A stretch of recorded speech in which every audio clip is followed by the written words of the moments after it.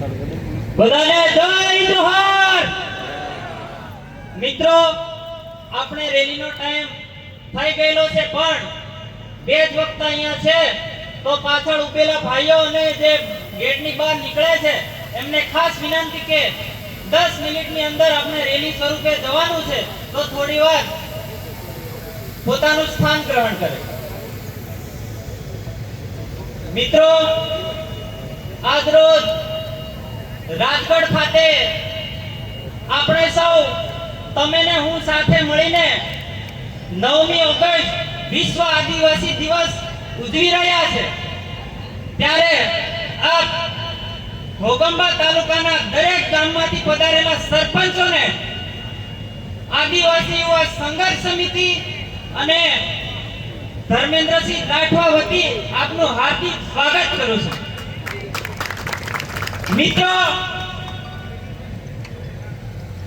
આજે હું ખાસ એક દુઃખની વાત કહેવા માંગુ છું કે ભારત દેશની અંદર મીડિયા મિત્રોનો ચોથો સ્તંભ ગણવામાં આવે છે, પણ આજે એક પણ મીડિયા કર્મીએ અમારા આદિવાસી સમાજની વાત દિલ્હી સુધી નહીં પહોંચે એ માટે કોઈએ હાજર થયેલા નથી, તો એ પણ આઈબી વાળા ઉપર પહોંચાડે।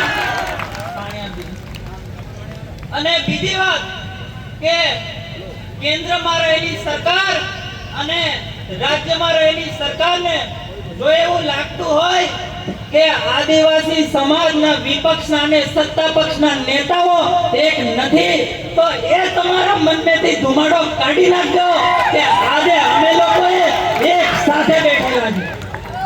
મિત્રો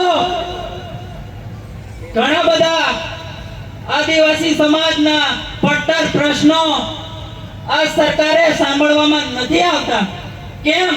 શું આદિવાસી સમાજનો યુવાન ભણી ગણીને તમારી સામે આંગળી મૂકશે એના માટે, કે શું પછી આદિવાસી સમાજને તમે 78 વર્ષ સુધી અત્યાર સુધી ગુલામીમાં રાખ્યા છો, એવી જ રીતે તમે રાખવા માંગો છો? આજે દરેક સમાજના યુવાનોએ ભણી ગણીને ડિગ્રી લઈને જ્યારે પરીક્ષા સેન્ટરમાં પહોંચે છે અને મોબાઈલ ખોલીને જોવે છે, ત્યારે એ વિદ્યાર્થીને એટલું દુઃખ થાય છે કે આપણે જે પરીક્ષા અપાયેલા છે પેપર ફૂટી ગયેલું છે। દરેક યુવા મિત્રે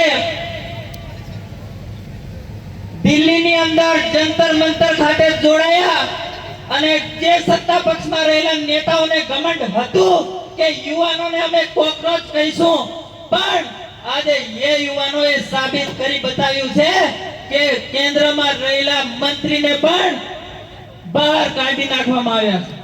આ યુવાનોની તાકાત છે। મિત્રો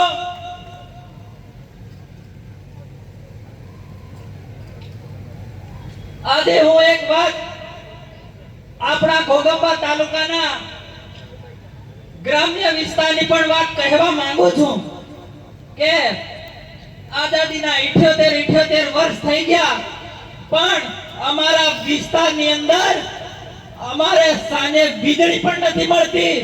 ઘણી વખત અમે રજૂઆત કરીએ છીએ, પણ એ સમસ્યાનું સમાધાન આજે પણ નથી થયેલું। કેમ? શું આદિવાસી સમાજને તમે અંધારામાં રાખવા માંગો છો કે કેમ? એ વાત પણ એમજીવીસીએલ શાખામાં આઈબી રિપોર્ટ મોકલે। અને બીજી વાત કે આદિવાસી સમાજના અમારા ખરોડ ગામની જે પ્રાથમિક શાળાનું ખાતમુહૂર્ત કરી ગયેલા ફતેહસિંહ ચૌહાણને પણ હું કહેવા માંગુ છું કે જે ખાતમુહૂર્ત કરી ગયેલા એના આજે પૂરા 3 વર્ષ થઈ ગયેલા છે, પણ આજે પણ એ સ્કૂલનું કામ પડતર છે। કેમ? હું આજે અહીંયા ફાકા ફોજદારી કરવા નથી આવેલો, હું બંધારણના કલમની જોગવાઈ હેઠળ બોલું છું।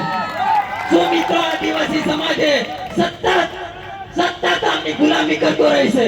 નહીં, આપણે હવે જાગવાની જરૂર છે। આપણે જાગવું પડશે। જેમ આજે એક થયા છે તેમ આપણે આપણા સમાજની કોઈ પણ નાની મોટી ઘટના બને તો દરેક સરપંચોને પણ હું વિનંતી કરું છું કે સમાજના નાતે તમે આવીને ઉભા રહેજો। પાર્ટી તો મિત્રો આજે છે ને કાલે નથી, પણ સમાજ ભૂતકાળમાં પણ હતો, આજે પણ છે અને પછી પણ રહી છે. પાર્ટી તો આવતી જ જતી રહી છે.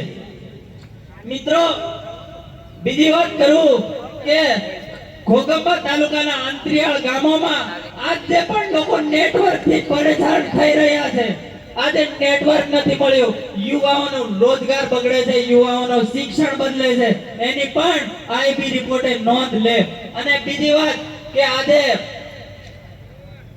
આપ સૌ અહીંયા ભેગા મળી અને આપણે સૌ સાથે મળીને 9મી ઓગસ્ટ કરી, એના બદલ સરપંચોનો, તાલુકા સદસ્યોનો અને તમામ આદિવાસી સમાજના ક્રાંતિકારો, મારા યુવાનો વતી સૌને જોહાર અભિવાદન કરું છું. મિત્રો જય જોહાર, જય આદિવાસી.